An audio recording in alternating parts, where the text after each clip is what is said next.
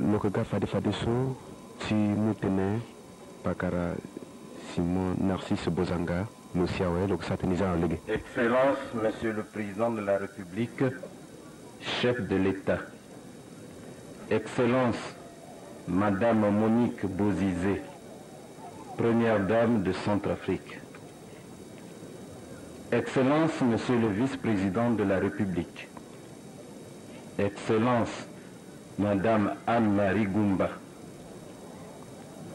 Excellence, Monsieur le Premier ministre, chef du gouvernement.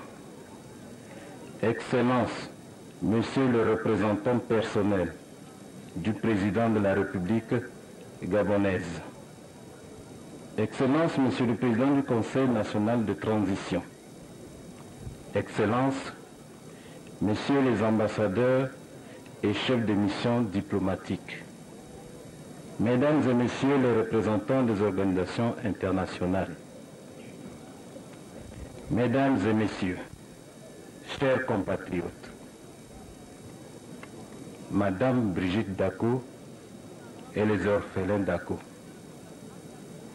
l'honneur qui me fait de lire l'oraison funèbre de ce fils exceptionnel de la République centrafricaine, de ce citoyen hors du commun qu'est le président David Dako, est une mission écrasante, quoique historique.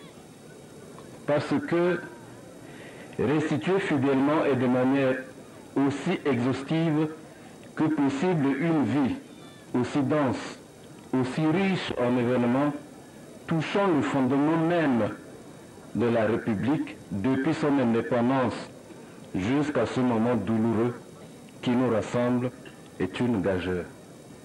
Aussi, comprendrez-vous mon immense émotion et m'accorderez-vous votre indulgence si ma voix trahit à certains moments. Car s'il y a un Centrafricain, après Barthélemy Boganda, dont la seule évocation du nom s'identifie à l'histoire politique et institutionnelle de la République centrafricaine, c'est bien le président David Dako, véritable monument national. Voyez seulement son cheminement depuis le 13 août 1960 et les actes posés tout au long de son parcours jusqu'au pardon ultime adressé à la nation lors du dialogue national quelques jours avant qu'il ne nous quitte définitivement. Élu député à l'Assemblée législative en 1957, pendant la loi cadre, David Dako aura été l'homme politique le plus présent sur la scène politique de notre pays. Dans son ascension, il a d'abord été ministre de 1958 à 1959, avant d'assurer la lourde charge de président du Conseil de mai 1959 au 13 août 1960. Président de la République du 13 août 1960 au 31 décembre 1965, charge qu'il assumera une deuxième fois de 1979 à 1981. Entre-temps, il aura connu la prison et l'humiliation de 1966 à 1974. Mais un homme politique averti, sachant retomber sur ses pieds après des traversées du désert, il organisa la première conférence nationale de réflexion et de réconciliation en 1980, débouchant à la restauration de la démocratie intégrale avec le retour du multipartisme, de la libre expression et de l'exercice sans restriction des activités politiques. Il offrait ainsi au peuple centrafricain, à une période de son histoire où beaucoup d'États de la sous-région cherchaient encore leur voie, la preuve de sa féconde imagination et de son attachement quasi religieux à la construction d'une nation moderne, d'une patrie qu'il chérissait par-dessus toute chose. Jamais il ne s'est laissé porter par la faiblesse de partir en exil, malgré le pire moment qu'il a connu dans sa vie. Je j'évoque cet aspect de la vie du président Dako avec d'autant de respect et d'admiration que j'ai eu le privilège d'avoir été très proche de lui en tant que son dernier Premier ministre, chef du gouvernement, au moment où il devait, pour la deuxième fois, remettre le pouvoir à l'armée nationale face au péril qui menaçait de plonger notre pays dans une inévitable guerre fratricide. Se trouvant devant un blocage systématique des institutions de l'État par des extrémistes prêts à tous les crimes pour arracher le pouvoir, le président Dako a choisi de se sacrifier politiquement afin d'éviter à ses compatriotes un bain de sang inutile dont il ne voulait assumer ni la responsabilité ni les conséquences devant l'histoire. Il se conforma ainsi au principe cher à Barthélemy Boganda qui disait, je cite, « Tu ne tueras sous aucun prétexte ton adversaire politique au seul motif qu'il ne partage pas ton idée. » Fin de citation. C'était extrêmement pénible et douloureux pour ses collaborateurs de l'époque, dont moi-même son Premier ministre. Mais aujourd'hui, je puis affirmer haut et fort, à la lumière de toutes les vicissitudes et des malheurs qu'a connus le pays sous le régime de ceux qui l'ont combattu, que David Dako était un génie politique, un patriote sans commune mesure, un visionnaire. Et je comprends mieux que par le passé le destin qui était le sien et les différentes étapes qui ont façonné sa personnalité au-dessus du commun des Centrafricains. Instituteur à 22 ans, seul niveau intellectuel et professionnel, jamais atteint par les Ubengiens de l'époque, il sera successivement député à 27 ans, ministre à 28 ans, président de la République à 29 ans. Il siégeait avec autorité et assurance auprès de ses aînés à la création de l'Organisation de l'Unité africaine, OUA, de l'Organisation commune africaine et malgache, l'OCAM, de l'Union douanière et économique de l'Afrique centrale, UDEAC, et de nombreuses autres institutions où la République centrafricaine a toujours inspiré respect, considération et grande crédibilité dans la sous-région et dans toute l'Afrique. Aucun jugement de valeur ne saurait être porté sur le président David Dako en dehors du contexte historique et événementiel de sa mission patriotique. Déjà, à l'époque, le général de Gaulle manifesta un sincère étonnement et une grande admiration devant ce jeune président qui avait tant de charisme pour conduire les destinées de son peuple. David Dako, c'était du concret et non des théories et des projets dans l'air. David Dako, c'était le nationalisme personnifié, poussé à l'extrême, rassemblant autour de lui des hommes et des femmes de toute origine ethnique dont il ne recherchait pas autre chose que la compétence et l'engagement en faveur du pays. David Dako, c'est le fondement institutionnel de la République centrafricaine, le socle économique, la promotion du monde rural, de la jeunesse, de la centrafricanisation au prix de formations multiples et variées dans tous les compartiments de la vie nationale. David Dako, enfin, c'est le président globe-trotteur, en tenue directeur, qui s'obligeait avec l'ensemble de son gouvernement, non pas de fréquents déplacements à l'extérieur, mais des missions économiques sur toute l'étendue du territoire, qui lui donnaient l'occasion de soutenir les efforts de ses compatriotes et de leur prodiguer des conseils avisés. Il était toujours à côté et avec ses compatriotes, d'où l'habitude prise par ceux-ci de nommer tous les enfants nés lors de son passage de son patronyme. Il y a donc, mesdames et messieurs, des centaines de David Dako sur toute l'étendue du territoire centrafricain pour pérenniser la mémoire du président que nous pleurons aujourd'hui. Beaucoup de Centrafricains, dans des moments de difficultés, matérielles ou de malheur, n'ont pas toujours compris l'importance de certains grands actes politiques et humains que cet homme a posés. Certains se contentent de broder sur la forme sans aller au fond des choses, passant ainsi à côté des réalités et donc de l'histoire vraie. Nous avons vu, comme dit Monseigneur Ndanye, ce à quoi nous ont conduit ceux qui s'estimait plus apte à conduire ce pays. L'histoire est sévère et personne n'échappe à son jugement. Je me permettrai simplement de rappeler à cet instant que la charge de conduire un peuple n'est pas une sinécure. Elle a ses grandeurs et ses vicissitudes. Aujourd'hui, le président Dakou nous quitte, comme à ses habitudes, dans la surprise et le silence définitif au Cameroun, loin des siens, comme pour nous inviter à nouveau à réfléchir sereinement à notre destinée commune, mais cette fois-ci sans lui. Je disais, mesdames et messieurs, toute ma difficulté à m'aventurer dans l'analyse des faits et gestes de cet homme d'État, à la fois grand et humble, qu'était David Dakou, parce que sa vie n'était si simple comme d'aucuns seraient tentés de la penser. Les souvenirs de cet illustre centrafricain resteront gravés à jamais dans notre mémoire collective et feront partie, je l'espère, assez rapidement, des manuels d'histoire qui sera enseigné à nos enfants dans les différents établissements scolaires. En effet, nous ne saurions aller de l'avant sans connaître et accepter notre passé, notre histoire ancienne et moderne, celle qui nous permet de retrouver nos racines centrafricaines, notre équilibre mental, afin de comprendre et inculquer à nos enfants l'impérieuse nécessité de partager solidairement et fièrement un destin commun. David Dakou avait la faculté de marquer profondément ses interlocuteurs.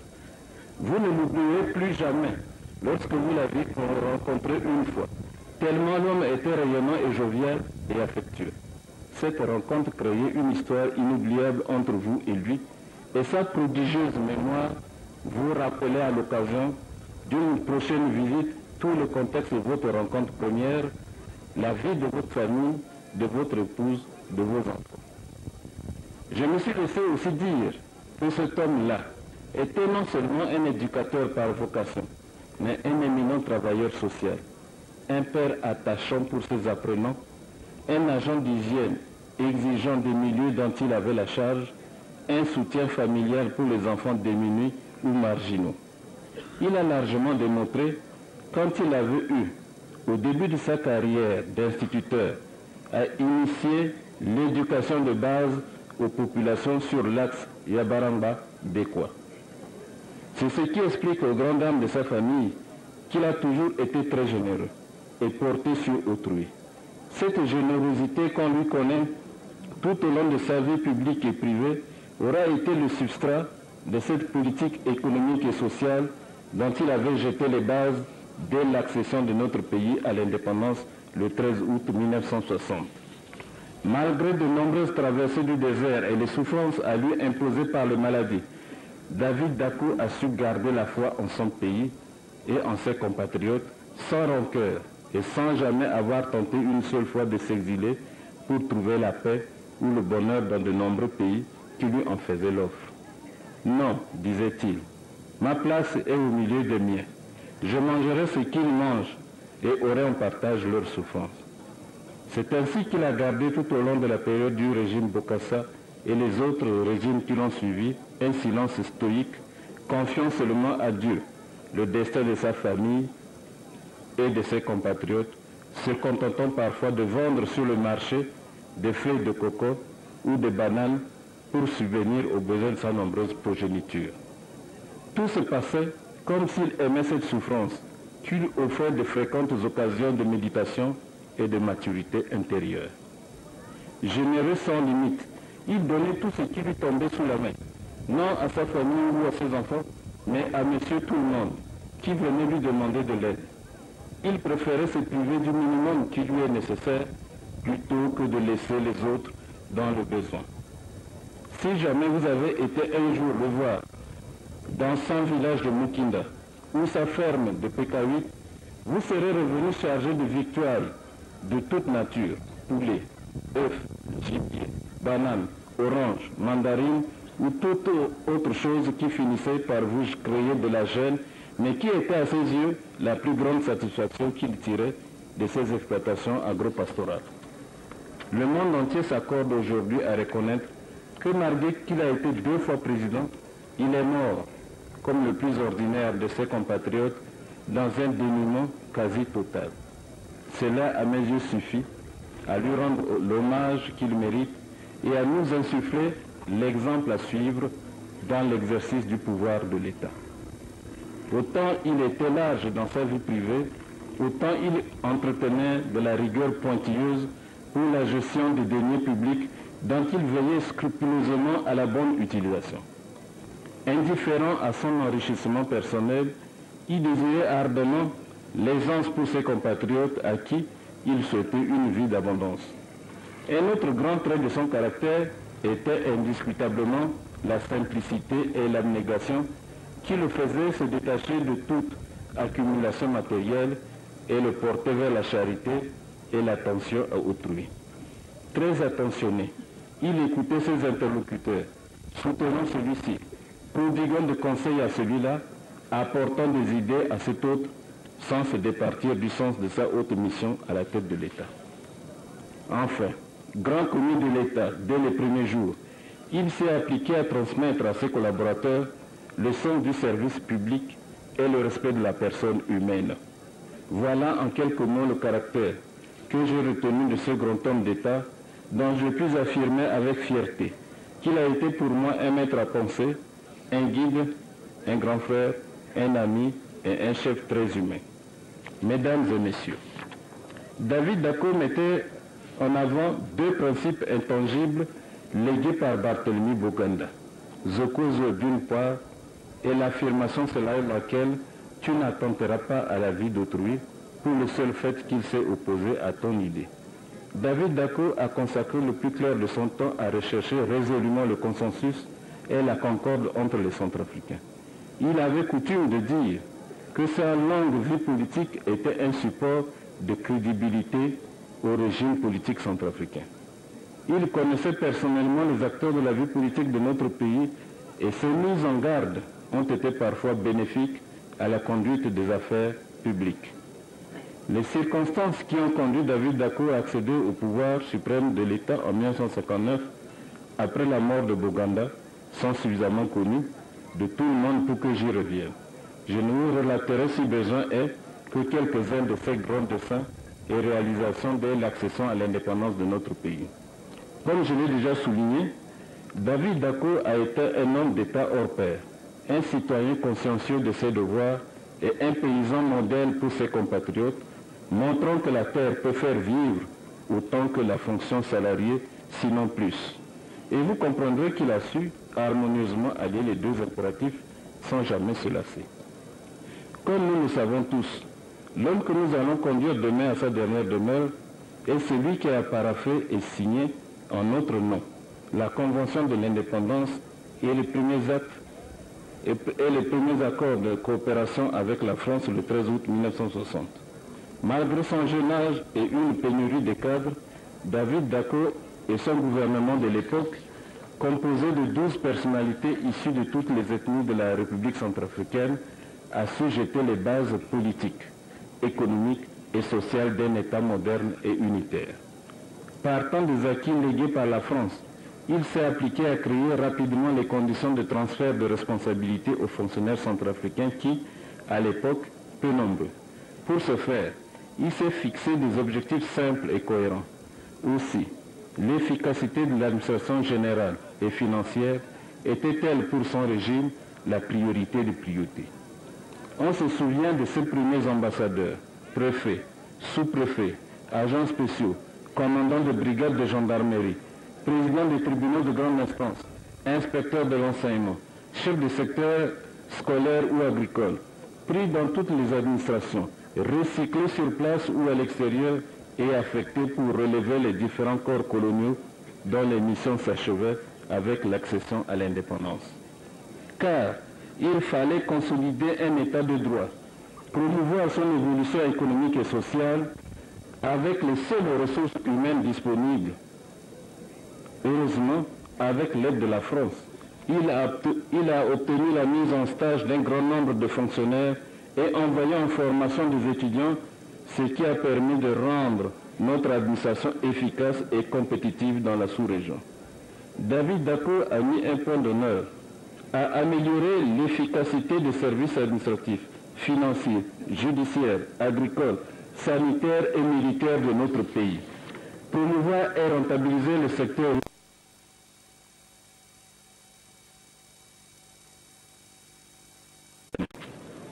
à promouvoir l'habitat social par la création de la Société nationale de l'habitat, SNH, pour que les Banguissois, d'abord, et nos compatriotes de province, accèdent à des logements décents. C'est de lui que Bangui détenait le surnom de Bangui la coquette. On lui doit la réalisation de SICA 2, SICA 3, Benzvi, entre autres projets d'urbanisation visant à faire de Bangui une capitale moderne et attrayante. À désenclaver le pays en réalisant un nouvel aéroport digne d'un grand pays, améliorer l'équipement hôtelier afin de développer le tourisme et favoriser les échanges avec le monde entier, d'où la construction de l'aéroport Bangui-Poko et le Safari Hotel. Construire un port fluvial susceptible de recevoir de gros tonnages pour mettre le pays à l'abri des ruptures de stock. Rentabiliser les richesses naturelles, taillerie de diamants, transformation du bois, transformation d'une partie du coton, d'où l'industrie cotonnière centrafricaine, ICCA, la filature de Poko et le tissage de Boadi. Renforcer la sécurité du pays et l'éducation civique par la création d'une armée nationale dont il a été et restera le parrain. Protéger les ressources stratégiques par la création de la brigade minière et de l'inspection régionale des forêts.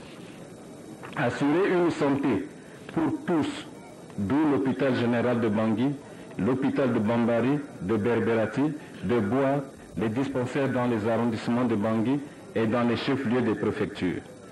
Soutenir la production agricole par un encadrement et un suivi approprié aux zones et aux cultures par la substitution de sociétés indigènes de prévoyance, SIP, par les offices régionaux de développement, ERD.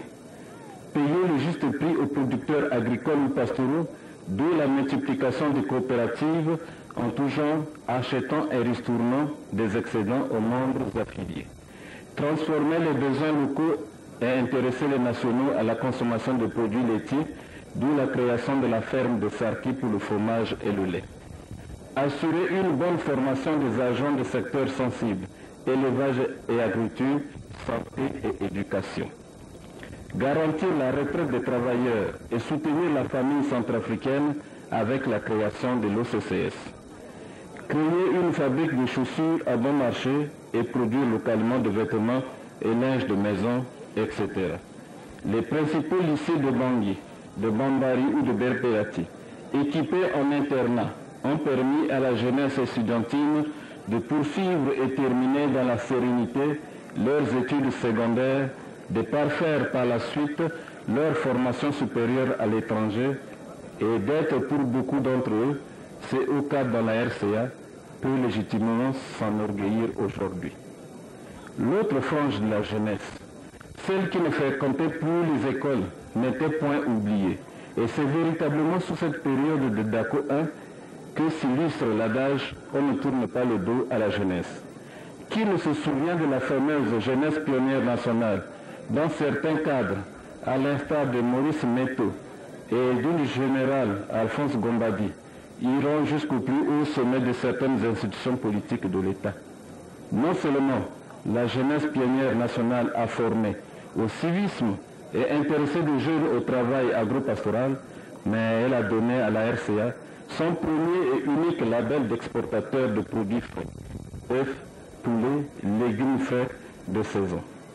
En favorisant l'insertion des jeunes désœuvrés dans le secteur agricole, la jeunesse pionnière nationale a contribué à limiter la délinquance juvénile, devenue aujourd'hui un grand fléau national et une très grande préoccupation pour le pays.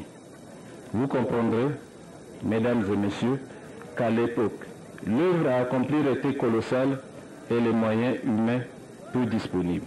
C'est pourtant dans ces conditions que ces instituteurs, ces infirmiers, ces commis administratifs, devenus hauts responsables, ont réalisé les meilleures œuvres de notre pays. Ceci parce que M. David Dacko était visionnaire, courageux, tenace et surtout intègre et nationaliste. On finirait par lui en tenir rigueur et organisé contre son régime un coup d'État. Aux yeux des néocoloniaux, la République centrafricaine avançait trop vite et son gouvernement était suspecté de concussion avec le communisme. La RCA n'était pas, loin s'en faut, un pays développé, mais elle n'était pas non plus un pays de pénurie et de manque en tout genre. Mieux, avec le centre de recherche agro-pastorale et phytosanitaire, elle était en Afrique un pays de référence. Je conclus ce chapitre en disant « Rendons à César ce qui est à César ».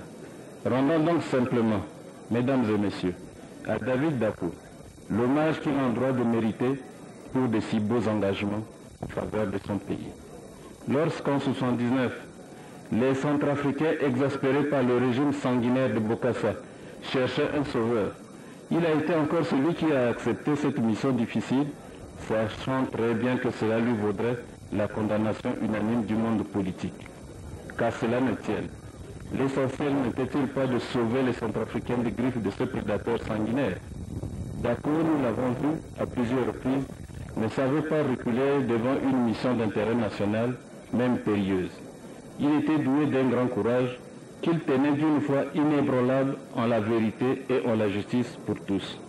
Cependant, mesdames et messieurs, David Dacko, c'est aussi un homme qui a soulevé dans notre conscience collective des profondes interrogations, notamment lorsqu'en 1981, alors que j'étais son Premier ministre, après avoir bravé les foudres de Bokassa pendant 14 ans et risqué sa vie et celle de sa famille dans l'opération Barracuda, il s'est débarrassé dans une grande surprise générale un matin de septembre 1981 du pouvoir en faveur de l'armée nationale que dirigeait à l'époque le général Kolimba en qualité de chef d'état-major général. Avait-il bien fait ou mal fait? Je répondrai, et cela n'engage que moi, que les événements qui ont suivi son départ du pouvoir, et c'est jusqu'en 2003, lui donnent largement raison. Certains ont cru y voir la faiblesse d'un dirigeant mal dans sa peau, d'autres carrément une lâcheté. Mais était-il vraiment judicieux de confronter l'armée nationale à une partie de la population juste pour conserver le pouvoir, au risque de voir mourir déjà à l'époque de nombreux Centrafricains? S'il l'avait fait, et j'en suis persuadé, il n'aurait pas mérité ce mois de deuil que le pays a accordé à sa mémoire et cette émouvante cérémonie d'adieu que nous célébrons aujourd'hui. À l'occasion des débats politiques dans ce pays, il nous a suffisamment éclairé sur les raisons qui l'ont conduit à remettre le pouvoir non à un homme, mais à une institution nationale dans le seul objectif de maintenir l'ordre et l'unité nationale. La suite, vous le savez autant que moi. C'est pourquoi je renvoie à votre analyse la relecture de cet acte qu'il a posé en ce jour du 1er septembre 1981 et m'attend à ce que nous lui rendons justice au regard de son caractère, de son civisme et de son humanisme que j'évoquais plus haut. Mais c'était aussi ça, M. David Dacko, secret, imprévisible, tacticien, doué de la capacité de surprendre là où on l'attend le moins. Monsieur le Président David Dacko, arrivé aujourd'hui au terme de votre parcours, vous pouvez reposer en paix, rassuré d'avoir fait autour de vous l'unanimité de vos frères et sœurs qui vous font une place de choix dans leur cœur. La nation centrafricaine tout entière vous pleure et vous entoure de sa chaude affection. Vous entrez dès aujourd'hui au panthéon de notre histoire. Paraphrasant un grand Africain, un illustre fils de l'Afrique, qui s'en va en même temps que vous, l'écrivain ivoirien Amadou Kourouma, je dis, la mort engloutit un homme, mais elle n'engloutit pas son nom et sa réputation. Vous resterez pour nous, centrafricaines et centrafricains, le président qui les a conduits à l'indépendance et qui a fait de leur pays un état de droit. Adieu, président David Dacko, dit successeur de Barthélemy Boganda, repose en paix. Que la terre de tes ancêtres te soit légère. Reste le citoyen paysan et le père de famille.